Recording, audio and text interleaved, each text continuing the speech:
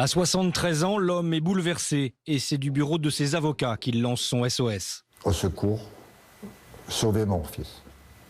Son fils, c'est Éric Kokini, 48 ans. Arrêté à la demande de l'Ouzbékistan, il est emprisonné à Moscou depuis un mois, où il attend une éventuelle extradition.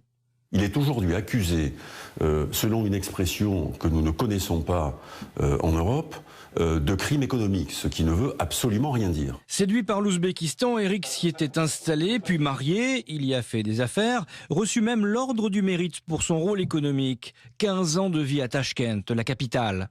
Jamais personne n'a pu penser qu'Éric était mêlé à quoi que ce soit. Sauf que selon un média ouzbek, il paierait peut-être sa proximité avec Gulnara Karimova, la fille aînée du président ouzbek Islam Karimov. Mi-femme d'affaires, mi-chanteuse, on la voit ici dans un clip avec Gérard Depardieu, une fille récemment tombée en disgrâce et qui pourrait être à l'origine de l'arrestation d'Éric à l'aéroport de Moscou. Au sein du gouvernement ouzbek, il y a des règlements de compte politiques. Manifestement, il est le jouet de ce règlement de compte politique.